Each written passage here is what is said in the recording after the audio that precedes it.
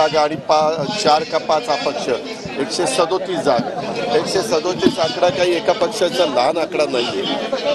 लोकशाही आपण मान्य केली पाहिजे। दादा तुम्ही ठाम आहात का? ईव्हीएमवरती ठाम आहात का? हॅक होत नाही म्हणून आरोप केले जात आहेत विरोधी पक्षाकडून, त्यावर तुम्ही ठाम आहात का?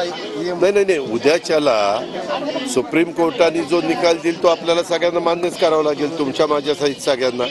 परंतु सुप्रीम कोर्टाने परवाच सांगितलेलं आहे की ईव्हीएमच्या बद्दल काही तक्रार करण्याचं कारण नाही, असं काहीतरी त्यांचं स्टेटमेंट आलंय असं मला ऐकण्यात आहे। अरे बाबा हे साफ दादांत खोटं आहे। हे असंच प्रत्येक निवडणुकीमध्ये काहीतरी क्लुप्त्या काढतात, तर अजून 2-4-15 दिवसात सगळे लोक ते विसरून जातात। मुख्यमंत्री करणार अशी चर्चा आहे, भाजपचं धक्कातंत्र आहे। 1 वर्ष 1 वर्ष 5 वर्षातले 1 वर्ष तुमच्याही वाटेल। तुला आता दुसरे कुठले प्रश्न राहिले नाही? मी तुम्हाला सांगतो, आता सध्या अतिशय प्रचंड बहुमताचं महायुतीचं सरकार स्थापन करून ज्या काही आम्ही विजन 5 वर्षाचं डोळ्यासमोर ठेवलेलं आहे त्याची अंमलबजावणी करणं, याला आम्ही अग्रक्रम देणार। शपथविधी झाल्यावर 2-3 दिवस सगळ्या आमदारांच्या शपथविधी होईल, 2 दिवसात कदाचित उरकेल। गृहमंत्री करणार अशी पण चर्चा आहे। मला त्याच्यामध्ये माहिती नाही, तो अधिकार राज्याच्या प्रमुखाचा असतो, राज्याचे प्रमुख त्याबद्दलचा निर्णय घेतील। मुख्यमंत्रीपद फायनल आहे का? तुमची माहिती काय? नाही, आम्ही त्यांना सांगितलं की भारतीय जनता पक्षाने मुख्यमंत्री कोण असावा ते ठरवावं।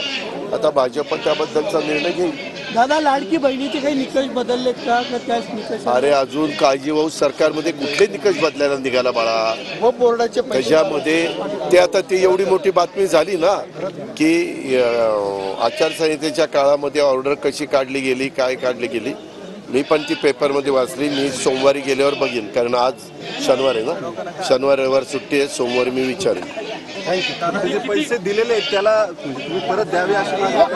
अरे बाबा मला काहीच माहिती नाही काय नक्की झालंय, कशा पद्धतीनं बजेटमध्ये तरतूद केलेली असेल तेच पैसे दिले गेले असतील, परंतु नक्की त्याच्या पाठीमागची पार्श्वभूमी काय आहे ती दुसरी तिथं मंत्रालयातनं समजून घेतल्याशिवाय माझ्यासारख्याने बोलणं उचित नाही। एक तरी बातमी द्या, कुठल्या पक्षाला किती मंत्रालय फिक्स झाली तेवढं तरी सांगा, आकडे सांगा। मंत्रालय जर झालेच नाही तर काय आकडे सांगू?